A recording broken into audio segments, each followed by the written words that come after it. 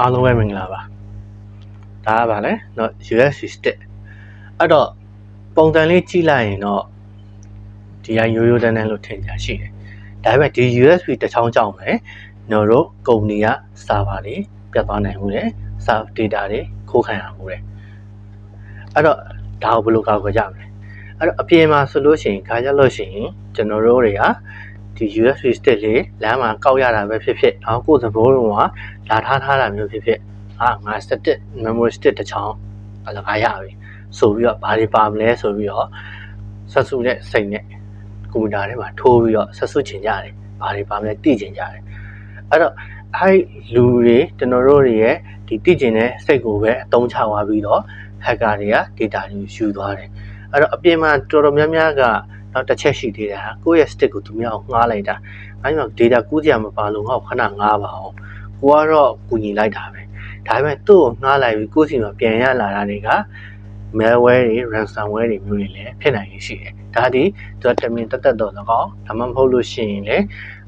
သူ့စီမှာလည်းကူးနေရဆိုတော့သူမသိဘဲနဲ့တော့၎င်းကူးပေးလိုက်တာမျိုးတွေရှိတတ်တယ်ဒါ USB တစ်ချောင်းရဲ့အနေရပဲပေါ့နော်နောက်တစ်ခုကကျတော့ဒီ USB stick တွေကိုကျွန်တော်တို့တွေကတွေ့ရကွန်ပျူတာမှာလိုက်ထိုးကြတယ်แล้วတွေ့ရကွန်ပျူတာမှာလိုက်ထိုးကြရဆိုတော့ခါကြလို့ရှိရင်ကျွန်တော်ရုံးမှာဆိုလို့ရှိရင်တယောက်နဲ့တယောက်ဟိုခေတ်ကတော့နည်းနည်းအဆင့်မြင့်သွားပြီပြောလို့ရတယ်ဘယ်လိုလဲဆိုရင်ကျွန်တော်တို့တွေ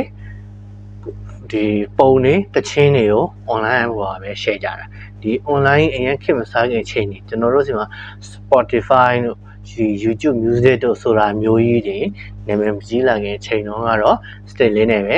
MP3 လေးတွေပြောလို့ရှိရင်ရုပ်ရှင်လေးတွေဒါမျိုးတွေကို stick ထဲကပဲကူးရတယ်ဒါကကြလို့ရှိရင်လည်းကျွန်တော်တို့ Windows နဲ့ပတ်သက်တဲ့ဒီ software တွေကိုလည်းဒီ step ပေါ်မှာပဲယူကြတယ်အဲ့တော့ခါကြလို့ရှိရင် online ပေါ်မှာကျွန်တော်တို့ download ချလိုက်တဲ့ software ဒီကတော့ software ပေါ့နော် software ကနေပြီးတော့ဒီ hacker တွေက malware တို့ ransomware တို့ညှက်ပြီးထည့်ထားတာမျိုးရှိတတ်တယ်အဲ့တော့အရင်တော့ဆိုကျွန်တော်ခဏကြာ virus ကိုက်သွားလို့ကျွန်တော်တို့ laptop ဖွင့်လို့မရတော့ဘူး virus ကိုက်သွားလို့ကျွန်တော်ကွန်ပျူတာကြီးကဘာဖြစ်သွားလဲမသိဘူးဆိုတာမျိုးတွေကြားဝင်ဒါကြောင့်ဘာကြောင့်လဲကျွန်တော်တို့ဒီ stick ကြောင့်ပဲအဲ့တော့ဒါကိုဘယ်လိုကာကွယ်ရမလဲဆိုရင်ကျွန်တော်တို့တွေက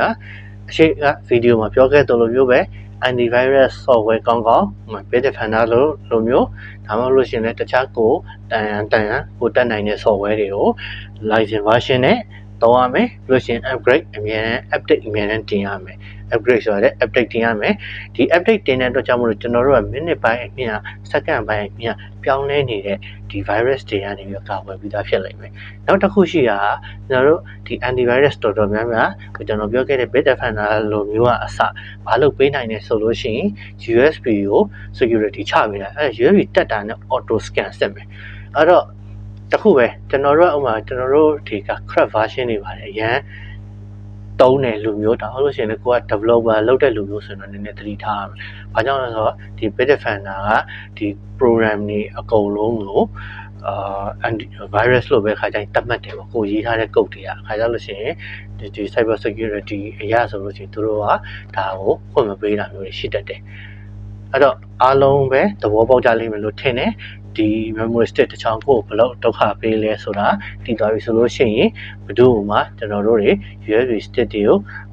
ပေးမသုံးနဲ့တော့ဒါမှမဟုတ်လို့ရှိရင်လည်းအလကားရတဲ့ setting တွေကိုပွင့်မကြည့်နဲ့တော့ဒါဆိုလို့ရှိရင်အားလုံးပေးကင်းမယ်လုံခြုံမယ်လို့အကြံပေးတိုင်လို့ရပြီအားလုံးပဲကျေးဇူးတင်ပါတယ်ခင်ဗျ cyber security ဘိုင်းဆိုင်ရာလုပ်ငန်းခွင်ဗဟုသုတတွေကိုရိုးရိုးရှင်းရှင်းနဲ့မြန်မာလိုပြောတာနားထောင်ခြင်းနဲ့ဆိုရင်ကျွန်တော်ရဲ့ Techie Fatty Channel လေးကို like and follow လုပ်ထားဖို့မမေ့ကြပါနဲ့ကျွန်တော်အောင်တော့ပါ